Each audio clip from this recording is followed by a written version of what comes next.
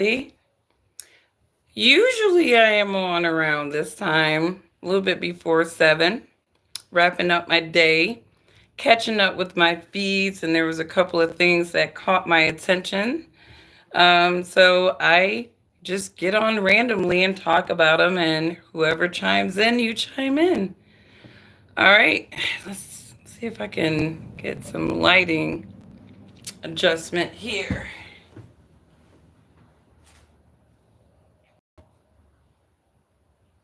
Let's see, make sure everything's turned up.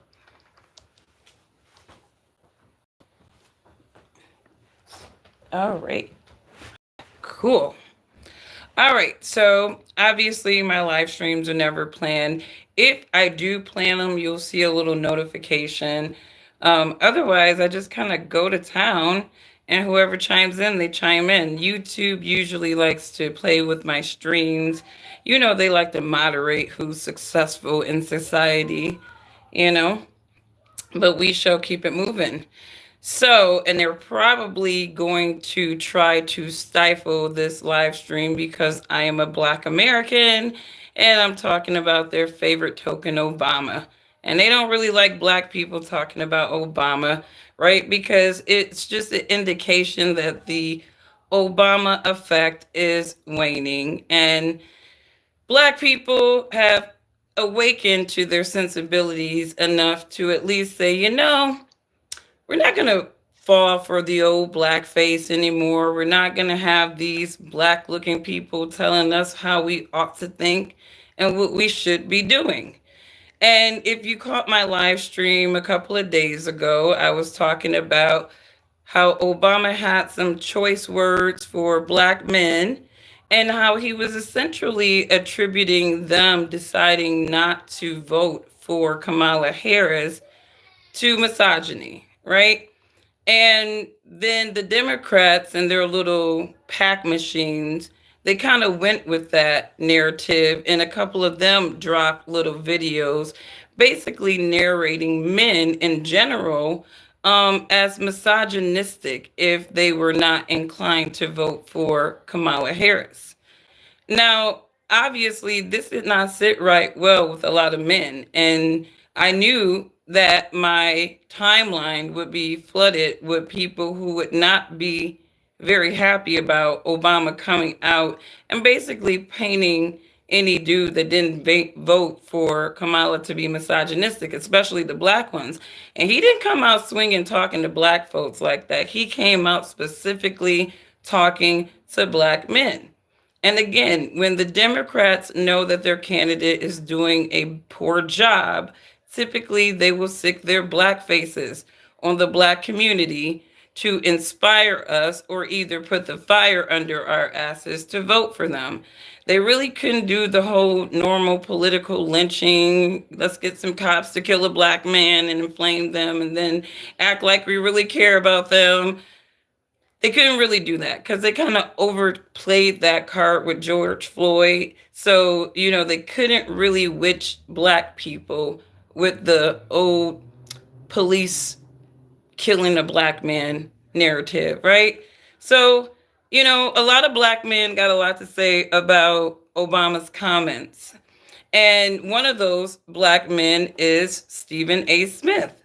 And I was actually surprised that Stephen A. Smith said anything at all, but big ups to the brother, right? He had some things to say about this. And I actually love what Stephen A. Smith had to say. And I don't want to get struck by YouTube or by Stephen A. Smith. I don't know how petty the brother is. So, this is just fair usage, but I did want to share his sentiments. What most black men would do if they saw a black woman getting harmed in the streets. They put their lives on the line for that sister. And that is true. We talked about the absence of black fathers in the past. What do we do simultaneously? We applaud the mothers who've uplifted us, who've nurtured us, who've made us into who we are. I can make an argument. No one loves women, particularly black women, more than black men. That is true. No Black American men are not like these UK dudes. They have more of a loyalty to their women. That's one thing I can say about Black American men. They don't, I mean, and I'm not saying this is all the time, right? You do have your defectors, but for the most part, you see Black American men do have a loyalty to Black women. They don't shame us.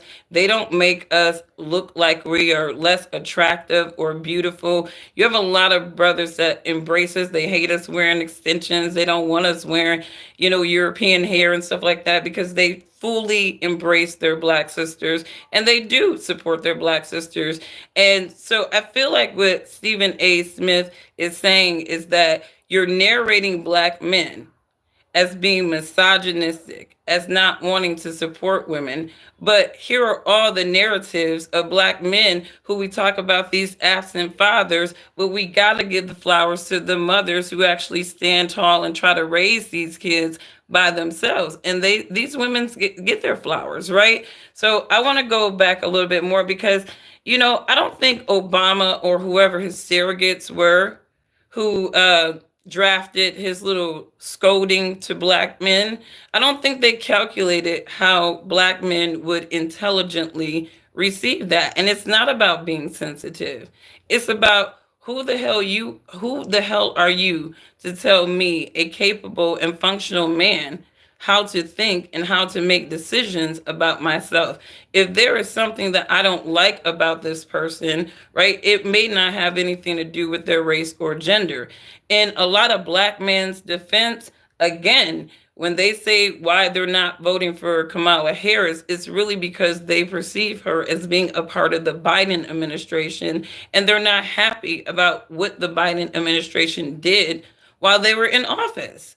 So a lot of it doesn't have anything to do with the fact that it was a woman. Even if it was Biden, I don't think Black men would be checking for anybody on the Democratic side right now because we sitting on so many illegals and a disenfranchised economy, right? So, I think that, Obama should have been a lot more seasoned with his words. I support Kamala Harris as engaging in misogyny.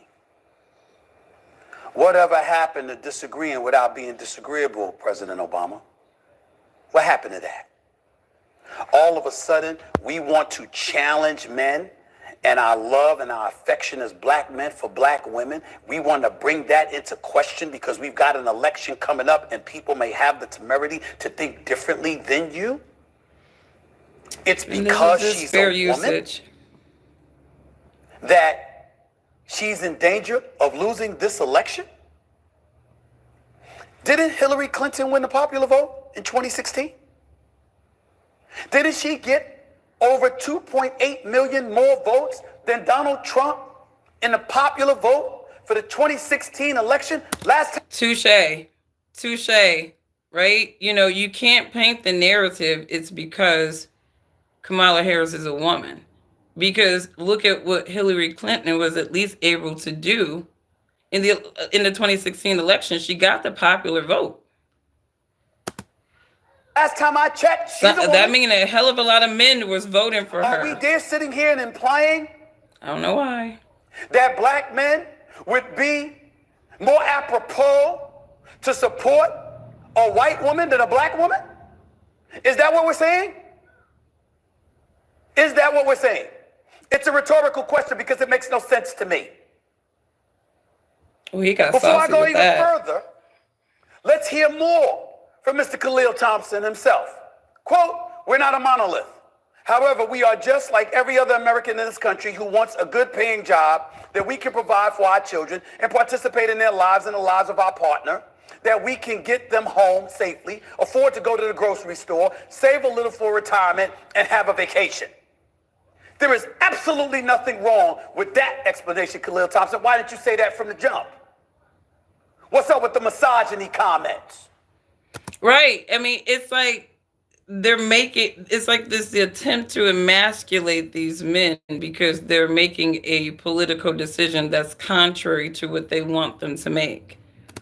I will have you know, and President Obama, our 44th president of the United States, who I voted for not once but twice, who was the president from 2009 to 2017, who to me was exemplary, who to me had the greatest first lady in the history of this country, who has been a phenomenal role model to black people and to black men and the men across this globe.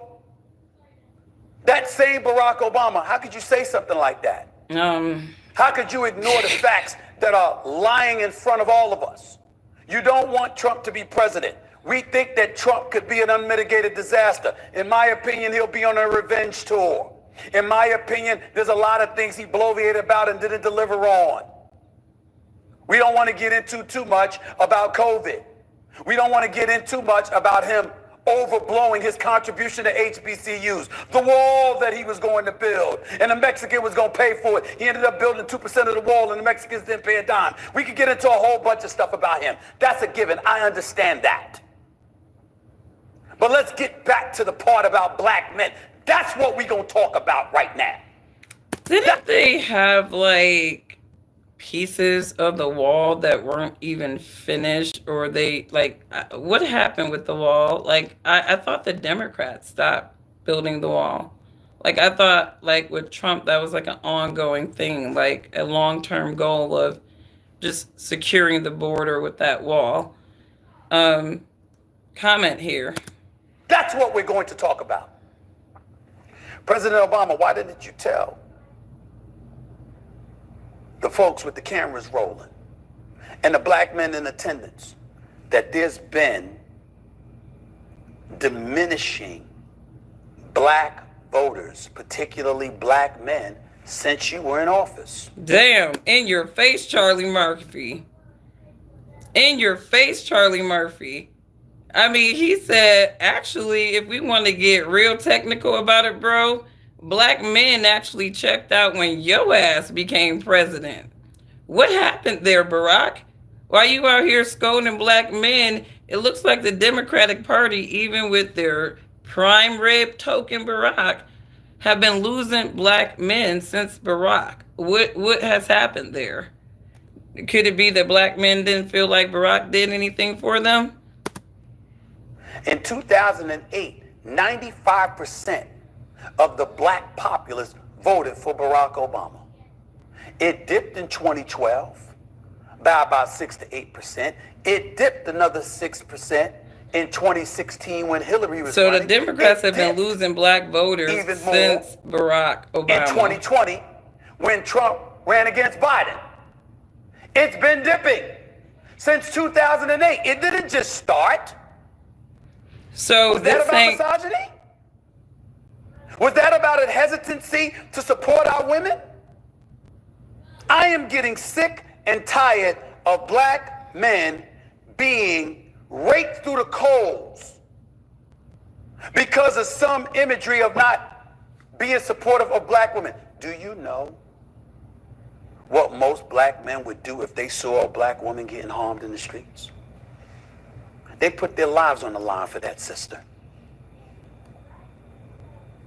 We talked about the absence. So, Stephen A. Smith goes in, right? And a lot of black men I've seen on at least YouTube platform have been going in on Obama for his audacity to scold black men because they have made a decision to either be neutral in this political cycle or to vote for Trump, right?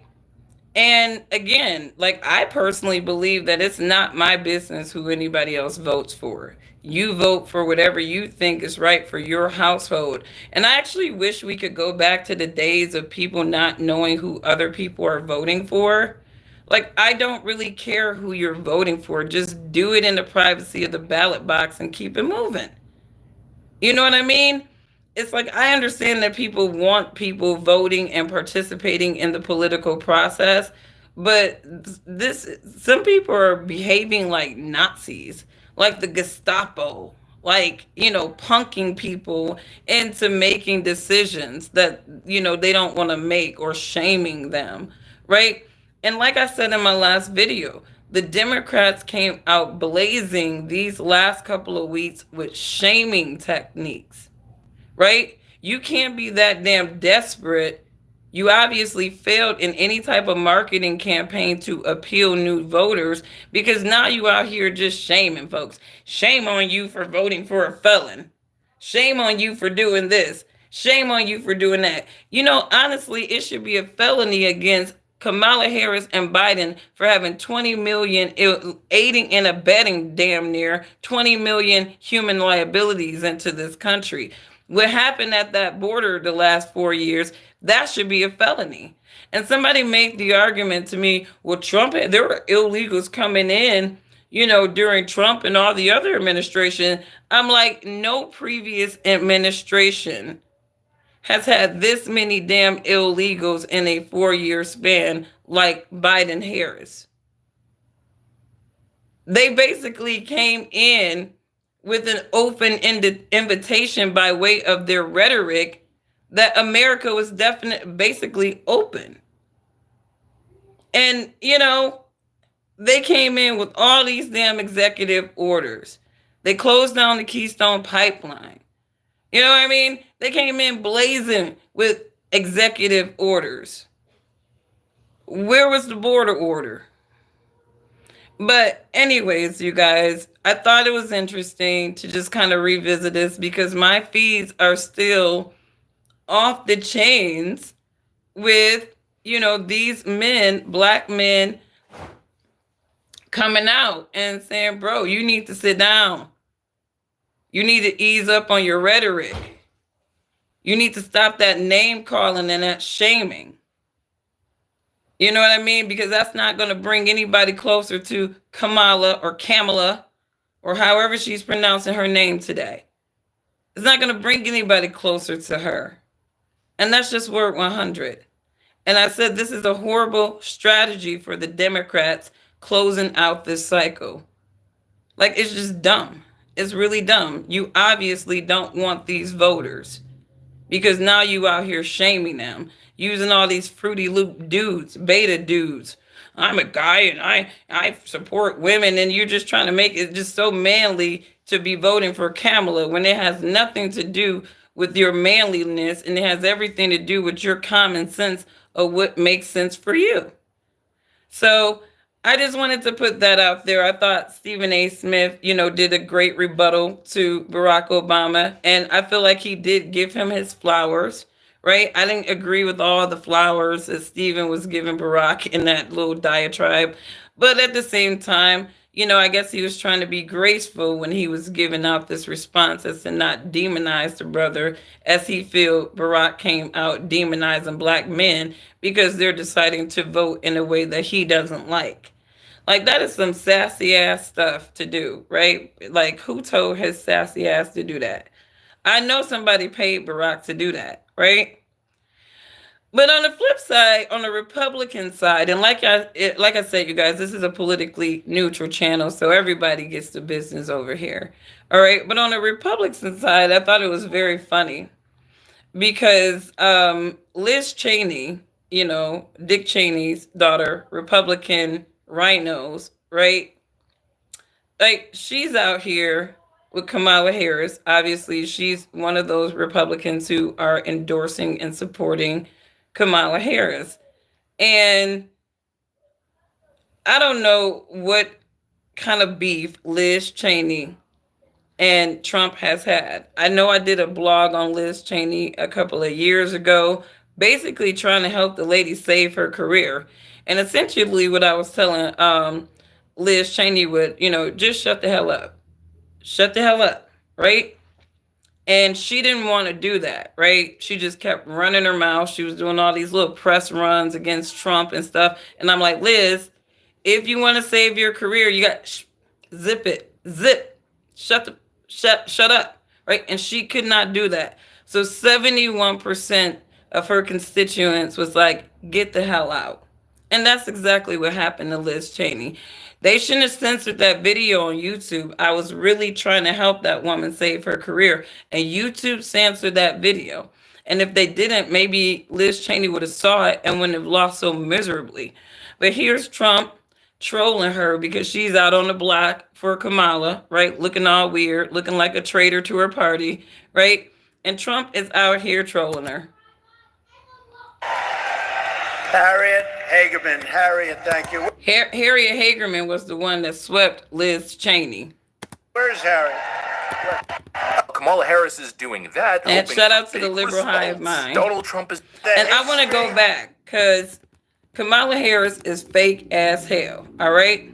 She's fake as hell because you can tell how somebody is talking if they really mean what they are saying. She's fake as hell. He has done to serve our country. Okay, go back. She's talking about Dick Cheney. It looked like it was just so hard for her to say these words about Dick Cheney. Your father, Vice President Dick Cheney, for his support and what he has done to serve our country. Every endorsement matters, and every endorsement matters. Oh shit! That was so hard for her. That was so hard for her. I mean, I don't know what it is with her and Dick Cheney, but that was very, very difficult for that woman to get out. And then here go Trump. The history of Congress. She got out that whack job. Harriet Hageman. He called Liz Cheney whack job.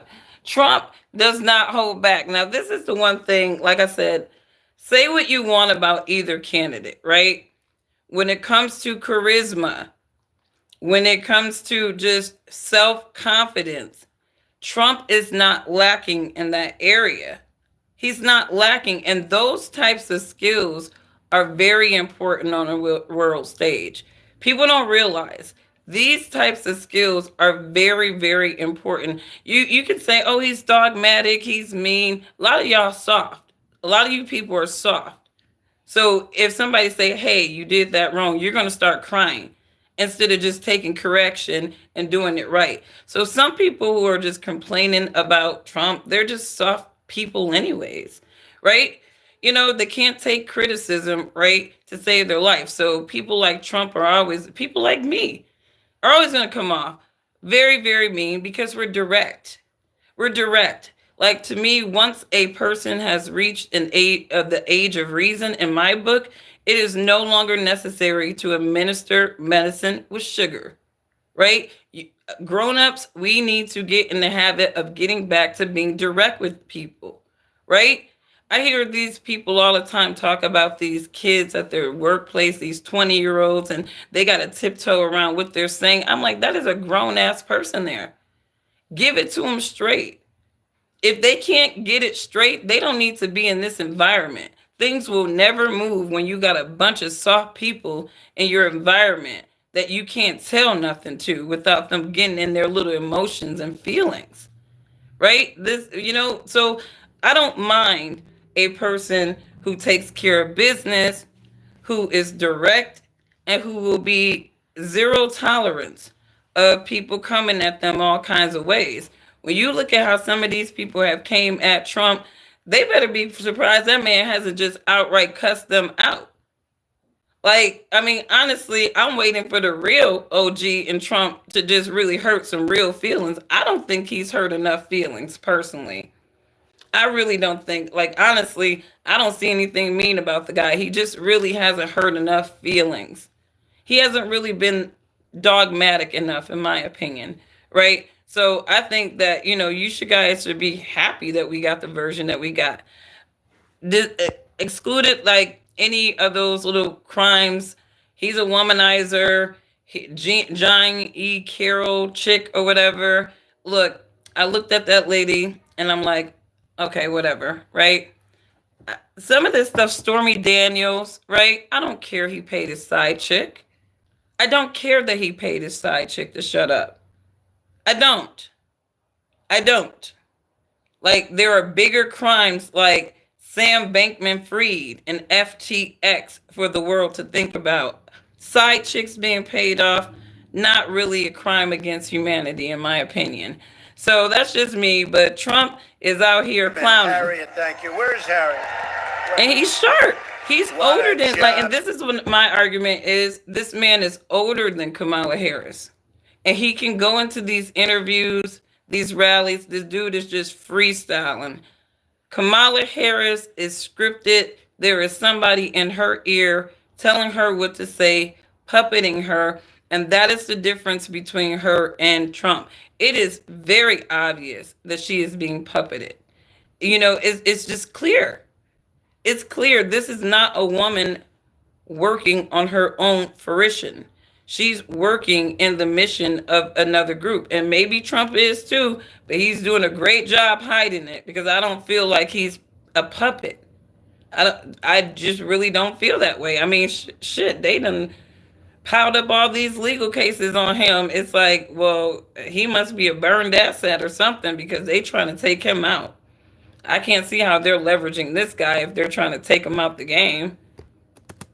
She beat her so badly. Again, one of those moments. What side would you? I'm telling you, this was in Colorado.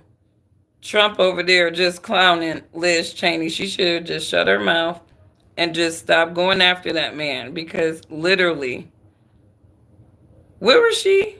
Running in Wisconsin? Right? I think she was running in Wisconsin. Those people, 71% of them was like, nah, Liz, going on somewhere.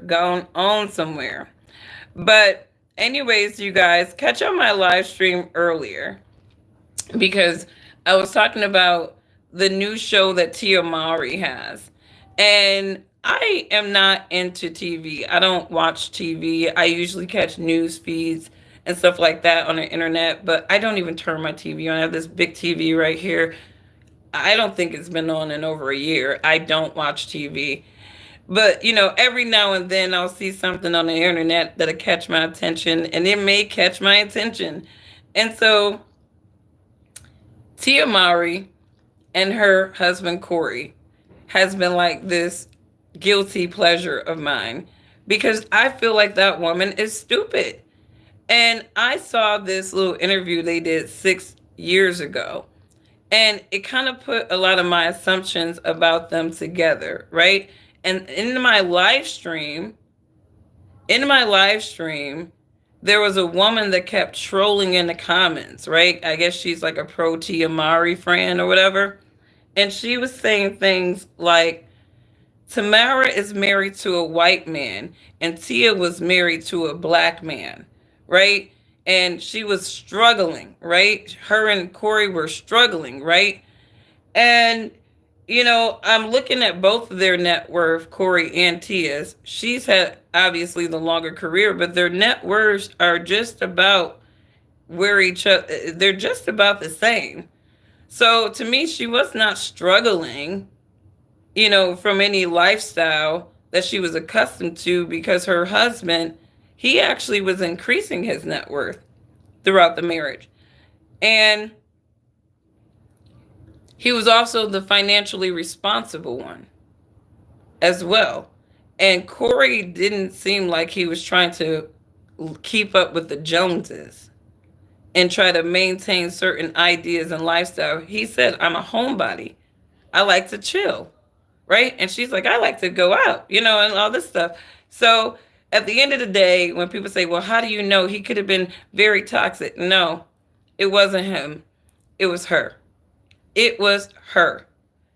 She was the one. And she got with Corey when he was broke, right? So she almost seemed like she was a real 100. But somewhere, Tia Mowry thought that she could get a richer man. She thought that she could get a richer, wealthier man. Even though that man has $3 million. And in celebrity net worth, maybe that's just not a whole lot, but $3 million is still enough to build a decent life together with your kids, right? So I say that to say that was totally the grass is greener on the other side scenario, where she thought that I could abandon this relationship. I am who I am. I look how I look. I can go out and actually upgrade this man with a higher net worth man. And what she's going to realize is, for her, that is not true. That is not true. But before I get off, there was another commentary I wanted to share, and this is from Tariq Nasheed. Now, Tariq Nasheed is upset about Kamala Harris' economic plan for Black men. Now, I think that, I think if people recall, Kamala Harris, said in a few interviews that she's not doing anything specifically for Black people. She said that. Those were her words. Like, anything that I do, it's going to benefit everybody, not specifically Black people. Well, obviously, they're not doing well with the Black male vote. Obama was a bust, right? Matter of fact, he got Black men on his ass right now, right? So I guess they're like, let's come up with something for Black men, right? And so now Kamala Harris has had a change of heart. What a surprise. What a surprise.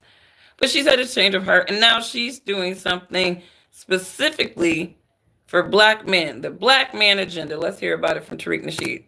Some of it last night. I'll just give a couple of clip notes. Drawing on insights from her experience throughout her career and her economic opportunity tour, Vice President Harris is laying out an opportunity agenda for Black men to provide them with the tools to achieve financial freedom, lower costs to provide for themselves and their families. The path-breaking agenda includes providing 1 million loans that are fully forgivable to Black entrepreneurs and others to start a business. The first damn thing is already tripped up. I just want that to seep in. The first thing they laid out is already tripped up. The and others is the damn trick bag right there. Every time they say Black and include anybody else, that means everybody else is going to get it first. That means they're going to prioritize everybody else. Family, this is trick bag 101. I mean, the very first thing they listed was tricked up. So Tariq is like, don't come selling something for Black people, Black men, and then you have everybody else as a beneficiary as well. Kind of doesn't work. We see what you're doing there. We cannot, as Black people, go along with any program that has an and other asterisk to it. That's always going to trip us up. When they say Black and anything, it's bad. They don't do that with other people. When they have something for the LGBT community, it ain't the LGBT and others. Well, When it's something for the Asian community, it ain't Asians and others. The Jewish community, it's not Jewish and others. The red Native American, it ain't red Native American and others. It's very specific to them. When it comes to us, it has to be some all-inclusive stuff. They slip that in like we ain't gonna see it. Just because you say Black real loud and then quietly say and others. We see it. All right? And the only time they'll mention when they mention something where it comes to some finances, they always include and others. When it's something intangible, then they'll say Black, like the second thing. They said championing education, training, and mentorship programs that help Black men get good paying jobs in high demand industries and lead communities, including pathways to become teachers. That's intangible. okay. So she got, let's see. What has Donald Trump done for the Black communities? Well, I would say that there were a number of opportunity zones that, actually I think that they were up to like 750 something $million in investments. And some of those opportunity zone areas, let's just keep it real, BLM, they did go up in some of those little areas and they just did the worst in the Black communities. How you gonna be fighting against whiteys and you destroying Black communities, BLM? I would never understand that crap. But Whatever. Well, that's not anything. I wasn't a part of that crap. Education is not tangible. The Training ain't really grassroots tangible. BLM is okay. The You global understand? organization Mentorship was ain't just some tangible. hot garbage. You understand? A guaranteed job. Now, if you're going to educate with a guaranteed job, now that's a tangible. If you're training to give a specific guaranteed job, that's tangible. They're not guaranteeing any jobs. They say, well, programs that help black men get jobs. But how can we get these jobs? And you are prioritizing and guaranteeing jobs for illegal immigrants to a certain degree. These people are getting guaranteed work when they get over here. They're getting guaranteed tangibles when they get here.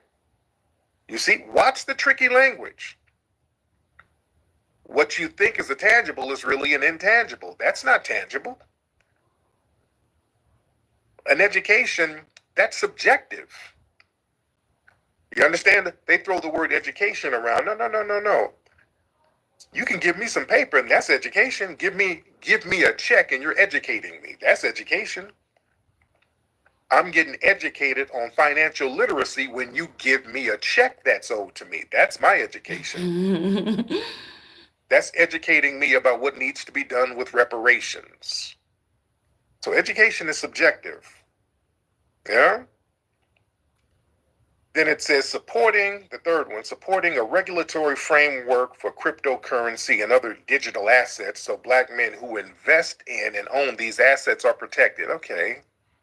Isn't everybody, like, I mean, assuming that they are creating regulations around these assets, wouldn't everybody be beneficiaries of those regulations?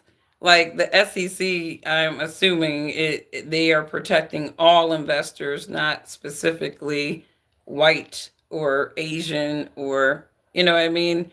So I'm not sure about that That's particular word one. salad. That's just another nothing burger. That's He word said that's a salad. word salad.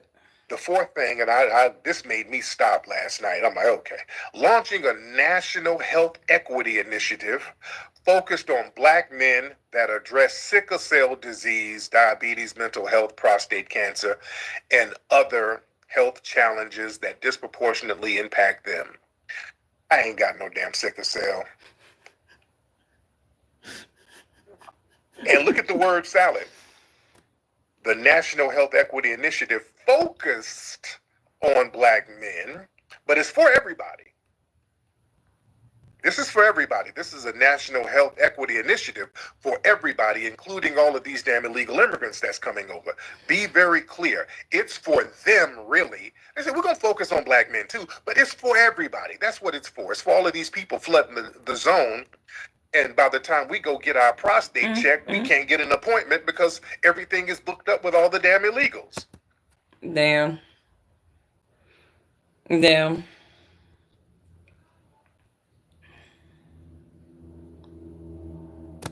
So now you sitting here, your ass is itching. You can't get no help. You understand?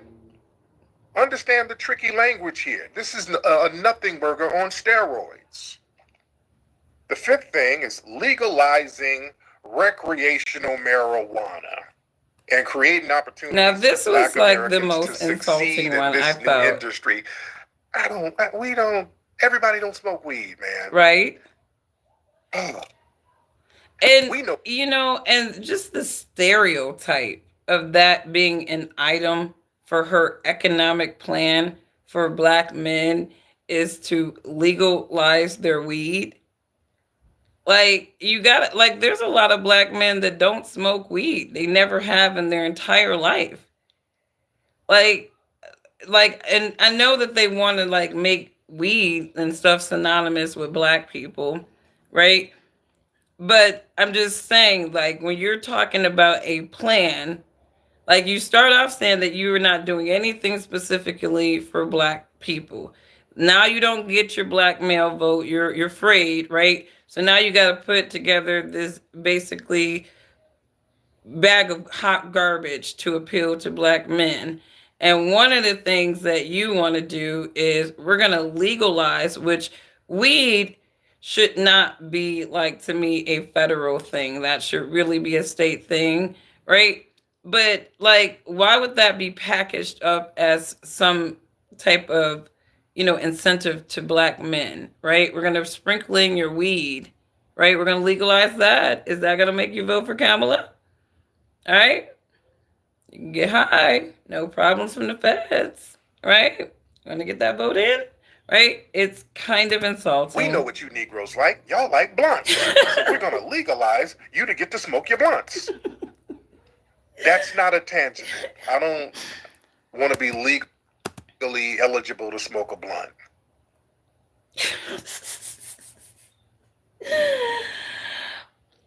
Oh, you can't make this shit up. You can't make this shit up. This is her Black Outreach program. This is the first 5 things. This is her Black Outreach. In the Black Outreach program, ladies and gentlemen. These are nothing burgers. I don't know what Kamala Harris is doing. I don't know what the Democrats are doing, but they are failing. You're failing to the finish line. You're failing to the finish line. You just really are failing to the finish line. Kamala Harris really should have just said nothing, right? Because honestly, it's better to have no plan than a bag of garbage plan like this that pretty much feeds into stereotypes about the voter base that you want, and it really doesn't address anything that they really want, right? Like, I mean, and even down to these loans, right? A lot of black people got really caught up in those PPP loans, right? A lot of people, it was their own damn fault, right? But again, it's like, to me, this is, I get what Tarika's saying. It's like, just be very straightforward. Like, 40 acres and a mule. What does that equate to in today's dollar? Okay. That's what they want, right? In the reparations conversation is 40 acres and a mule in today's dollars. Give it to black people. Don't tax their lands and leave them the hell alone to do whatever they want. And even if they wanted to go out and buy gym shoes and cigarettes with their money, let them do it, and then they'll be broke and the government will owe them nothing, right? But there are some black people who want to build legacies. They want to be able to get to a point where they can invest in a lifelong property for their family, maybe a homestead, and they want to just maybe mind their own damn business without the government. I think everybody in America deserves that, whether you're black or white. I think we just want the government to leave us the hell alone. Don't tax us out of our earnings like maniacs. And the Democrats are very good with taxing us in very creative ways, right? They are the kings and queens of taxes, right? If they overspend, they do something stupid, right? They're like, we got taxing powers. And then they have all these creative ways in which they tax us, right? Shout out to the states that don't do the income tax. Shout out to the states that don't have a property tax. You are appreciated. Anyways, you guys, what do you think about this? Is this political cycle? They're always playing the race card. They're always playing the race card, right? And I think this political cycle, the race card has failed. And I will say this. I'm going to have to give conservative media their props in the last 4 years, because I think before, people were getting a very one-sided perspective about everything. A lot of our local news, national news, very Democratic leaning, right? But now you have this birth of alternative news influencers and independent thinkers. And this is what they really hate the most. This is what they really hate the most, right? They don't like us coming together, think tanking about these things that impact our everyday lives, whether you're black, white, Puerto Rican, or Haitian American. These issues impact our lives, right? They don't want us talking about them. They want their talking heads kind of talking at us, like Obama. Like, really, I feel like the mission was like, Obama, go out there and talk to black men, scold them about being misogynist, right, for not voting for Kamala. And then obviously Obama complied because obviously he's a puppet, right? But it didn't work out well for him. And that's why I think the Obama effect, these black faces, these race cards that have been traditionally played in America, I think they have expired. And I think that people are waking up and hey, for those of you who are like Lyndon B. Johnson said that he was going to have black people voting X, Y, and Z way for the rest of their lives, hey, the curse might be over. Maybe that curse is over. Maybe black people are waking up. And me personally, I believe that black people should not go on over to another political think tank. I think that of all the groups in this nation, black Americans should be politically neutral. Nobody should know who we are going to be voting for. No political party should be counting on our vote, right? They shouldn't have us on lock that much that they just absolutely know we're going to get at least 60% of the black votes. How do you know that, right? We cannot keep making ourselves so accessible to these political ideologies.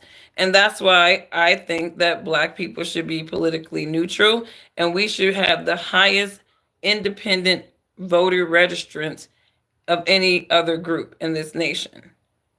We really should. We should just be independent and just vote on what makes sense to our core values and our economic understanding. And I say economic understanding because you do kind of have to understand how the economy is working in order to make sound voting decisions, because a lot of times these bills and these things that they pass that are like billions and trillions of dollars, you guys need to understand that those things are things that your kids and your grandkids and their kids, they're going to be paying for that. Why do you think we have such inflation right now? Right? And I said this before. You go back, you look at the national debt just in 1993, right? $3 trillion, right? $3 trillion in 1993. In 2024, we are at $35 trillion. That is a problem. And that has, and if you want the breakdown, it was Clinton added 5, Bush added 8 or 5 or 6 more. Obama came in and they added 10. And then Trump came in and he added 8 trillion in just his first term. We don't even know where Biden is at, right? But he got to be close to 10 trillion closing out his term, right? So, you got to look at it, right? Both of these parties have added to the national debt, right? Even if one party added more than the other, they both have not paid attention to how their spending was overall going to impact our economy trickle down. So the trickle down effect is that we do have more inflation. The trickle down effect is that, we are going to be taxed out of our asses because somebody has to pay to get this debt now. Right?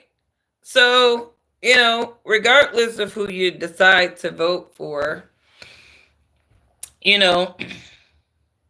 keep in mind that there's a national debt on the table. And, if nobody's talking about addressing that, getting a handle on the spending, right? Then, honestly, I'm really not interested, right? I'm really not interested.